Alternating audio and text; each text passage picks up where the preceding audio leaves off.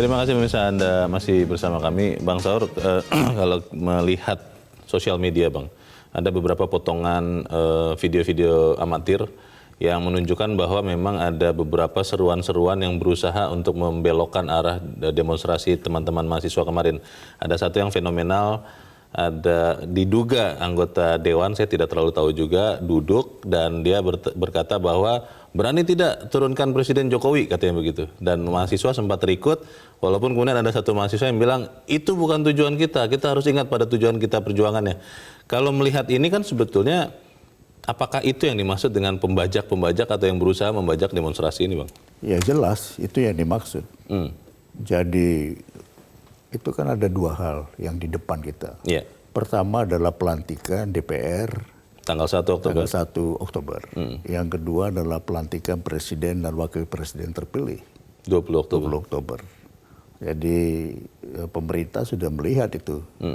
Bahwa ada gerakan yang disebut di situ sebagai gelombang baru katanya. Gelombang baru dalam demonstrasi itu. Sehingga terjadi di malam hari.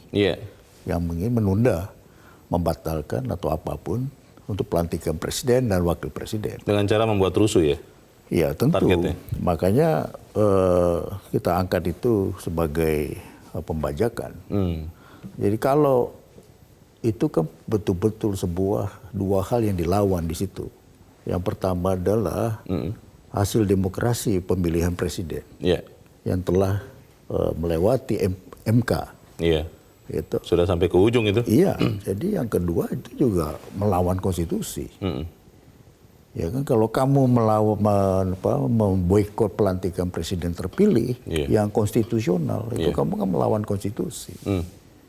Jadi ekspresi kebebasan berpendapat itu sudah masuk ke dalam wilayah yang bisa ditenggarai memang mau melawan konstitusi. Pertanyaannya begini, Bang Saur, kalau kita melihat kan memang demonstrasi ini terjadi di banyak tempat, banyak kota, dan kalau kita melihat tuntutan-tuntutannya, kalau dari awal biasanya jelas Bang, batalkan pengesahan Undang-Undang KPK, misalnya RUU KUHP harus ditunda dan sebagainya. Nah pertanyaannya apakah memang teman-teman mahasiswa ini tidak sadar bahwa mereka rentan sekali disusupi atau bahkan dibajak oleh pihak-pihak lain, atau memang ya sudah tidak apa-apa, nanti kita lihat saja perjalanannya seperti apa? Saya kira terlalu sulit untuk bisa mengawal tidak kemasukan, bahkan di ujung di keletihan di malam hari itu bisa terbajak. Jadi mungkin tidak dimaksudkan seperti itu, dan kita percaya itu. Editorial percaya itu bahwa kemurnian untuk menyampaikan pendapat, keberatan itu diakui dan itu bagus.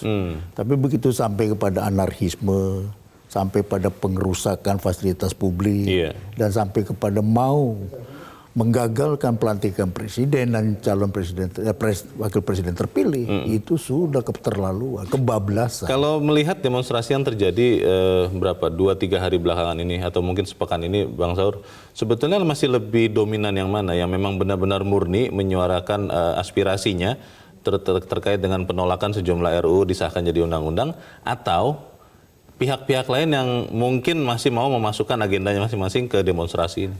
Ya sejauh ini kita kan melihat bahwa yang lebih dominan masih, yaitu supaya undang-undang KPK mungkin diperpukan.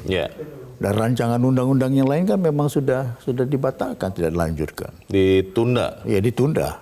Ya kan kalau ditunda itu berarti rancangan itu belum tentu dipakai nanti oleh DPR yang baru kan. Jadi sebatas itu sehat-sehat saja. Ya kan. Pertanyaannya kan selalu apakah ketidaksukaan kita, ketidaksetujuan itu harus melalui gerakan massa. Kan itu kan selalu pertanyaan besarnya dalam kita berdemokrasi yang harusnya berdampingan dengan kebesaran kita berkonstitusi. Jadi kan negara hukum. Jadi kalau kamu tidak setuju dengan sebuah produk undang-undang, yang konstitusi bilang DPR yang memang berwenang membuatnya, ya bawalah itu ke MK. Mungkin tidak tahu caranya Bang? Tahu, tetapi kan semua ini kan di balik semua demonstrasi itu kan atau di dalam demonstrasi itu harus selalu ada kemarahan. Oh, Bahwa kalau kamu pergi ke judicial review, iya. itu bukan kemarahan di situ. Di situ ketenangan, Akal sehat ya. akal sehat. Mana dasar hukumnya? Siapa yang punya legal standing? Tapi kan kita tidak masuk ke sana.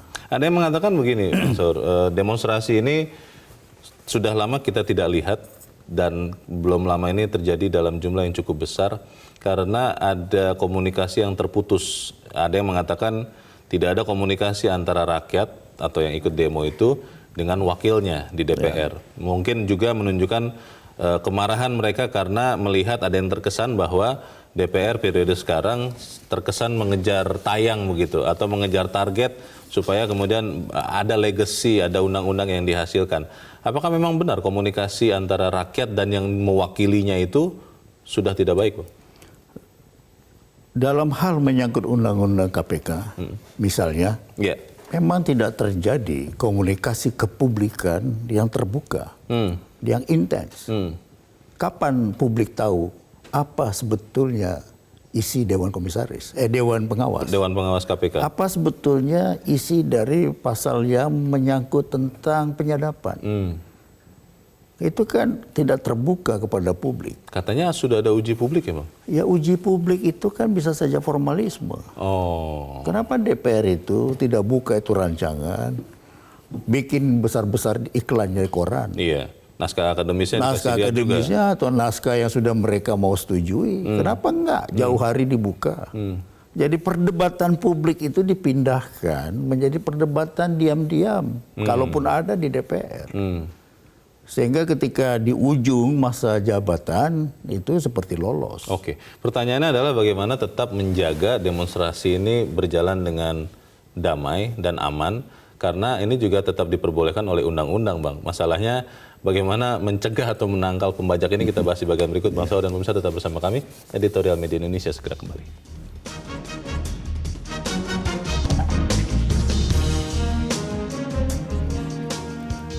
Terima kasih pemirsa Anda masih bersama kami. Bang Saur, sebelum kita mencari tahu bagaimana menangkal pembajak, kita akan mendengarkan dulu pendapat dari masyarakat pemirsa Metro TV.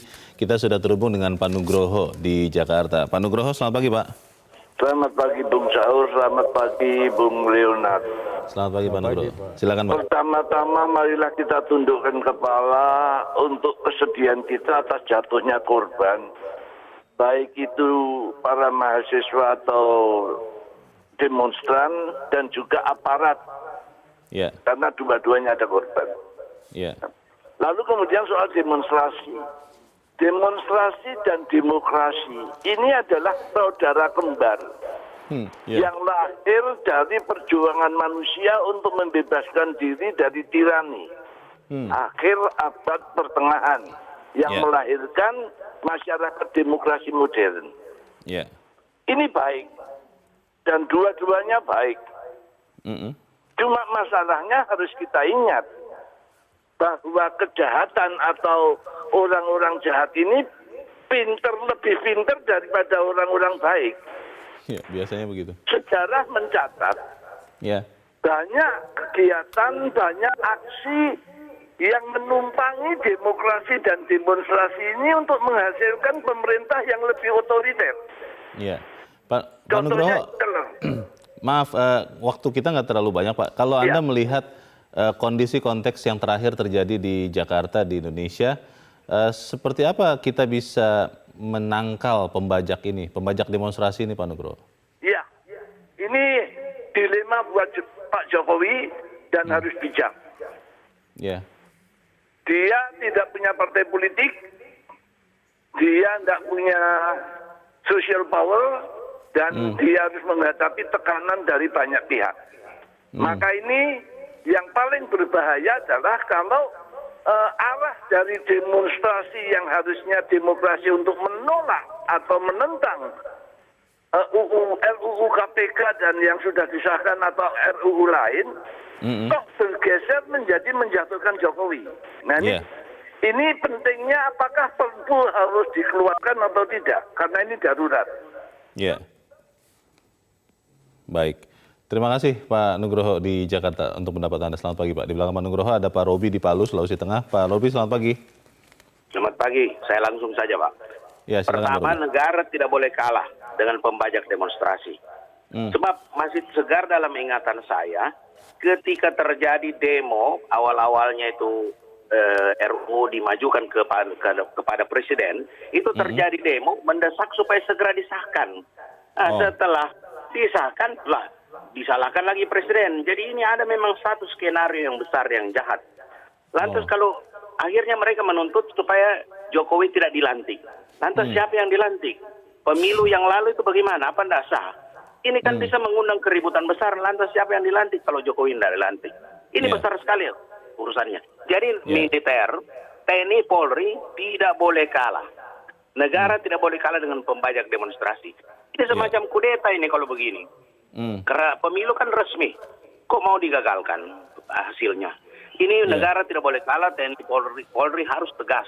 Kemudian yang kedua, usut tuntas siapa yang menjadi mastermind dan penyandang dana. Sebab menggerakkan demo yang besar gini pasti perlu duit. Siapa di belakang? Yang lebih tragis lagi, ada mobil ambulans muat batu dan bensin untuk apa? Orang sakit ke batu itu. Katanya itu demonstrannya berlindung Pak di dalam ambulans itu, katanya begitu Pak Robi. Iya, tapi batunya apa? Batu ikut masuk dalam ambulans ikut berlindung. Nah, itu yang masih belum Batu tahu, itu Pak. kan benda mati. Iya. Nah, ini aneh ini. Jadi ini yang punya ambulans ini harus diproses juga. Jangan-jangan dia dari bagian pembajak itu. Kepala puskesmasnya atau apa. Kemudian ini ada SMK demo juga. Gubernur DKI bilang tergantung kepala sekolahnya. Aneh, KPAI mana? Jangan cuma PB Jarum yang dituntut. Ini jelas-jelas anak-anak yang demo ini KPA bikin apa loh? Gubernur juga kasih pernyataan yang aneh. Kepala sekolah bilang kita kecolongan. Loh, masa anak SMA bisa kecolong? Berbuat penipu kepala sekolahnya. Aduh, berhenti aja jadi kepala sekolah kalau begitu. Baik. Terima kasih Pak Robi di Palu, Sulawesi Tengah. Selamat pagi Pak. Aneh bisa lolos begitu banyak. Kita ke Pak Iwan di Jember, Jawa Timur. Pak Iwan, selamat pagi Pak. Selamat pagi Bang Saur dan Bang Leo. Selamat pagi Pak Iwan, silakan Pak. Iya, demokrasi dan demonstrasi itu memang satu, seperti yang dikatakan Pak Nugroho tadi itu. Cuma yang jadi masalah, pembajak itu pasti ada. Yang pasti numpang ada ya? di situ itu. Yang jadi masalah, harus disadari legitimasi demokrasi itu jelas. Hukum, demokrasi itu sendiri, dan moralitas. Oleh sebab itu, mahasiswa yang sekarang sedang masif begitu rupa, itu harus didengarkan suaranya. Cuma yang jadi masalah, mahasiswa harus menyadari, sekarang ini ada pekerjaan besar, yaitu pelantikan anggota DPR dan Presiden. Selain itu kita punya problem besar urusannya dengan internasional. Kita sekarang berhadapan dengan persoalan ekonomi, di mana Aramco itu sudah ditembak oleh Houthi. Sedangkan mereka ini punya 5,7 juta barel tiap hari. Kita butuh 1,6 juta barel. Nah, banyak ancaman dari luar ya Pak Iwan ya? Iya, itu kita harus tegas. Kita ini negara yang merdeka. Ingat amanat dari pendiri negara ini, amanat dari Allah dan amanat dari rakyat. Oleh sebab itu, Presiden harus waspada menghadapi ini. Lalu Bung Karno itu sebagai contoh bagaimana menghadapi persoalan yang sekarang ini sudah jelas di hadapan kita, masalah Cina dengan Amerika. Lalu apa hubungannya dengan Papua? Nah, itu harus diperhatikan betul. Sikap politik kita harus merdeka, berdaulat, dan berdikari. Saya kira begitu. Terima kasih. Baik, terima kasih Pak Iwan di Jember, Jawa Timur. Selamat pagi Pak. Tadi Pak Robi dengan tegas mengatakan Bang Saur bahwa negara tidak boleh kalah terhadap pembajak demonstrasi. Pertanyaannya, mengidentifikasi pembajaknya seperti apa, itu satu. Lalu kedua, terutama untuk teman-teman penegak hukum di lapangan. Kalau dibiarkan semua orang masuk ke jalan tol seperti kemarin misalnya, itu kan merugikan kepentingan masyarakat yang lain. Tapi kalau kemudian dihalau, kalau dengan sangat terpaksa misalnya harus agak keras begitu, selalu langsung dibilang represif, ini menzolimi. Nah ini bagaimana Bang? Ya memang itulah yang paling sulit menjadi polisi kan. Iya. Gitu. Dia tidak boleh represif, tapi dia diserang dulu. Iya. Nah kalau ketika dia harus membela dirinya, itu menjadi jawaban lain. Jadi berdemonstrasi dalam konteks berdemokrasi itu adalah menyuarakan pendapatnya juga dengan berkeadaban. Ya, Maka dia tidak membawa batu. seharusnya. Iya, kan itu. Yang kedua, ya memang semestinya minta izin sehingga bisa terorganisasikan Iya. berapa pesertanya, di mana, sampai jam berapa. Ketika mendaftarkan 1.000 orang, tiba-tiba datang 100.000 kan jadi ketahuan. Begitu, Iya, dan pula jelas siapa penanggung jawab. Kan itu semua kan berdemokrasi itu juga kan beraturan, Iya. kan berhukum juga, Iya. ada hukumnya. Kalau itu dijalanin kan sebetulnya kan bangsa ini menjadi betul-betul negara demokrasi yang terbesar, Iya. termasuk yang terbesar di dunia. Iya. Tapi sekarang kan terus terjadi, manakala terjadi ketidaksukaan, ketidaksetujuan, itu diekspresikan di jalan, bukan melalui jalan lain. Iya. Jalan kan banyak, bukan hanya jalan raya, Iya. bukan hanya mendobrak pagar DPR. Betul. Ya, antara lain tadi bawalah ke judicial review, ke MK. Jadi pertarungannya menjadi pertarungan yang memang berkeadaban. Iya. DPR kamu mau bikin undang-undang yang nyeleneh, undang-undang yang tidak cocok sama kita, ya kita bawa. Dan besok-besok jangan pilih. Ya, itu Kan itu kan masalahnya. hukumannya, jangan pilih pada waktu pileg. Ada beberapa isu, Bang Saur, bahwa mungkin akan ada demonstrasi lain lagi di awal-awal Oktober. Ada yang bilang tanggal 1, ada yang bilang tanggal 2. Ya. Ini bagaimana Bang pesan kita, Bang? Ya lebih baik tonton di TV saja. Ya nonton Metro lah, bagus itu. Lebih aman di situ. Ya lebih tonton bagaimana pelantikan. Tapi kalau perasaan ini masih tertahan juga harus dilampiaskan. Ya bagaimana? bukankah perasaan itu dan pikiran itu telah diekspresikan di TPS? Oh, Kan sudah terjadi. Sudah datang ke TPS, sudah menggunakan hak suara. sudah memilih ya. Sudah dihitung. Iya. Sudah disahkan. Iya. Ya sekarang tinggal dilantik. Lah besok melihat bahwa salah pilih, ya kesalahan pilih itu emang 5 tahun sekali dikoreksi. Belajar dari situ. Ya belajar terus memang. Berdemokrasi itu juga belajar tiada kunjung putus. Baik. Semoga para demonstran sadar akan bahaya pembajak dan para pembajak semoga sadar. Bisa sadar nggak, Bang? Bisa. Bisa ya? Jangan underestimate dengan kesadaran manusia. Oke. Semoga itu yang terjadi, Bang Saur Huta Barat. Terima kasih, Bang, sudah di sini. Selamat pagi. Terima kasih. Pemirsa, mahasiswa harus dipisahkan dari penumpang gelap yang membajak demokrasi. Kita mendorong Presiden Joko Widodo untuk segera berdialog dengan pemimpin mahasiswa. Pembajak demonstrasi merupakan musuh demokrasi. Seluruh anak bangsa wajib menutup pintu rapat-rapat buat mereka.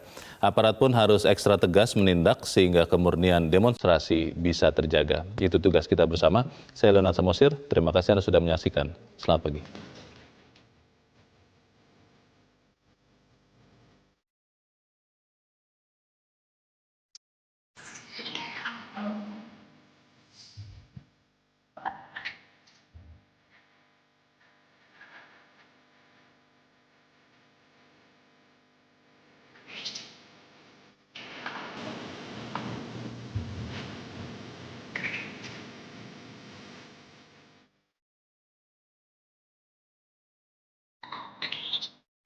Metro TV, knowledge to elevate.